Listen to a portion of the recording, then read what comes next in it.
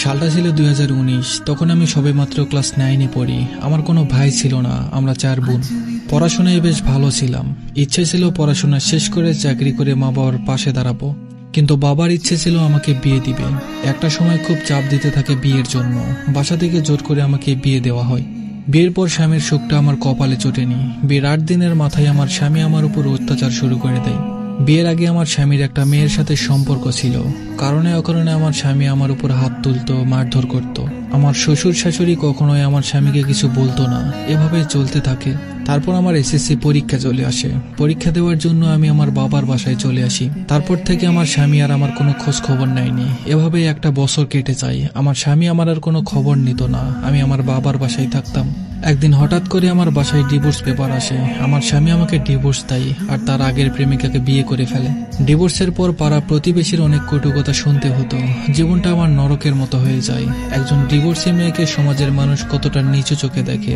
যারা ডিভোর্সি মেয়ে আছে তারাই শুধু ভালো জানে। আচ্ছা, আমার দোষটা কোথায়?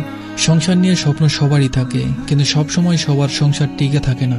সব ডিভোর্স কাহিনী কিন্তু সমান হয় না। কিন্তু মানুষ যখন কোনো ডিভোর্সি মেয়ের দিকে তাকায়, তখন তাদের মাথায় প্রথমত আসে মেয়েটার চরিত্র হয়তো খারাপ, সেই জন্য স্বামী ডিভোর্স দিয়েছে। আর যদি মেয়েটার ডিভোর্স দেয়, তখন বলবে হয়তো মেয়েটার অন্য কোনো ছেলের সাথে রিলেশনে আছে, সেই জন্য স্বামীকে ডিভোর্স দিয়েছে।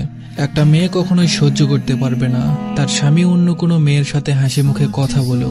আর সেখানে যদি এরকম হয় যে প্রাক্তন প্রেমিকাকে বিয়ে করে, তাও আবার নিজের ইচ্ছায়, সেখানে কি মেয়েটার কোনো দোষ আছে? এত কিছুর পরেও অনেক মেয়ে চায় তার সংসারটা টিকিয়ে রাখতে, কারণ লোকে কি বলবে।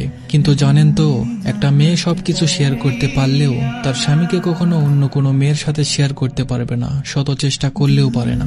পরিবারের লোকজনও কোনোভাবে একজন ডিভোর্সি মেয়েকে বউ করতে চায় না। এই সমাজে মানুষ ডিভোর্সি মেয়েদের খারাপ চোখে দেখে, অথচ চোখ বন্ধ করে অন্যের প্রেমিকাকে বিয়ে করতে দ্বিধাবোধ করে না। সবকিছু মিলিয়ে ডিপ্রেশনের মধ্যে আমার দিনগুলো কাটছিল। কি করব, আমার কি করা উচিত, আমি কিছুই বুঝতে পারছিলাম না। এর মধ্যে একদিন হঠাৎ ফেসবুকে আমার সাথে একটা ছেলের পরিচয় হয়। ছেলেটার বাসা গাজীপুর, পুলিশে চাকরি করত। কথা বলতে বলতে তার আমাকে খুব ভালো লেগে যায়। আমারও তাকে খুব ভালো লাগতো। একটা সময় সে আমাকে প্রপোজ করে। আমি তাকে আমার অতীতের সব কথা বলি। সবকিছু শোনার পর সে আমাকে ভালোবাসতো। তার সাথে পরিচয় হওয়ার পর আমার জীবনটা সুন্দর হয়ে ওঠে। মাঝে মাঝে ঝগড়া হতো, আবার সবকিছু ঠিক হয়ে যেত। আসলে সঠিক মানুষ খুঁজে পেলে জীবন সুন্দর। 1 বছর রিলেশন থাকার পর আমরা বিয়ে করি। আল্লাহর কাছে অনেক শুকরিয়া, আল্লাহ আমার জীবনে একজন সঠিক মানুষ পাঠিয়েছেন। আলহামদুলিল্লাহ, আমরা এখন অনেক ভালো আছি।